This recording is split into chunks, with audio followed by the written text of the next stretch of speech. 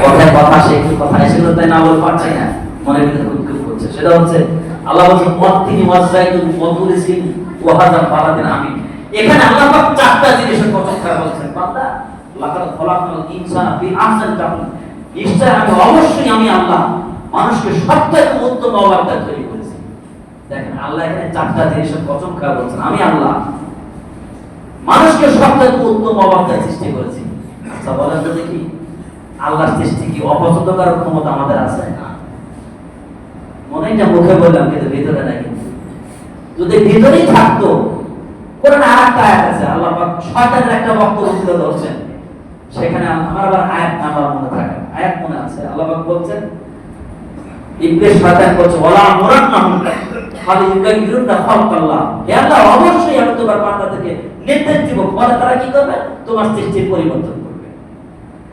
এখানে আল্লাহ বলছেন আমি মানুষকে সবচেয়ে উত্তম অবস্থায় তৈরি করেছি। আর ওই আয়াতে ইবলিস শয়তান ঘোষণা দিচ্ছে আল্লাহ অবশ্যই আমি নির্দেশ দেব, পরে তোমার বান্দারা তোমার সৃষ্টির পরিবর্তন করবে। এই আয়াত আর দুটো আয়াত এক জায়গায় নিয়ে এসে দেখো তো দেখি, আল্লাহ জানেন নারীরা হচ্ছে আদরের বস্তু। আল্লাহ বলছে আমি নারীদেরকে তৈরি করেছি তাদের কাছে প্রশান্তি লাভ করার জন্য, কি বলতো তাই না? কোরআনের আয়াত। এখন কোন নারীর যদি দাড়ি হয় আসার মতো ভালো লাগবে? স্ত্রীটা আদরের বস্তু, তাকে একটা চুমা খাবেন, দাড়িতে চুমা খেলে কেমন লাগবে? আমার ছোট্ট গ্রামের কথা, আমার ছোট্ট মেয়ে আইমা যখন ছোট্ট ছিল, ছোট্ট বাচ্চা করে নিয়েছি, ভাই আব্বু আপনার মুখে চুমা খেতে পারে দাড়ি বাঁধে। দেখেন পুরুষের সৌন্দর্যতা দাড়ি, নারীর হচ্ছে আদরের বস্তু, তাদের দাড়ি ভালো লাগবে, তাই দাড়ি দেয় নাই আল্লাহ। এটা ক্লিন সত্য, তাই কতগুলো একটু পছন্দ দেখেন, খারাপ লাগে, ভালো লাগে না। আমার আল্লাহ জানে নারী জাতির দাড়িগুলো ভালো লাগবে না, তাই দেন না। আমার আল্লাহ জানেন পুরুষের সবচেয়ে বড় সৌন্দর্য একটা প্রতীক হচ্ছে দাড়ি, সিংহের মতো একটা দাড়িরা পুরুষের হয়েছে সিংহের মতো মনে হয়। আর আজকে আমরা কি করছি? দাড়ি ক্লিপসে করে মহিলা সাজছে, বোঝেন নাই? ওইটা সরকার করছে আমি নির্দেশ দেবো, পরে তারা আমার সৃষ্টির পরিবর্তন করবে। নারী পুরুষ সাজছে আর পুরুষ নারী সাজার চেষ্টা করছে। সাবধান, এই কাজ করবেন না।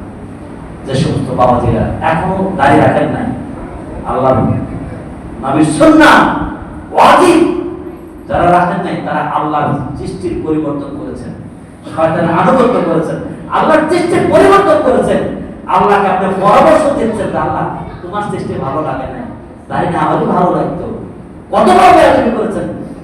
দেখেছেন সাবধান, অনুরোধ করবো আমরা যারা পুরুষদেরকে অনুরোধ করবো, তারা কখনো দাড়ি কাটবেন, মহিলা সাজবেন না।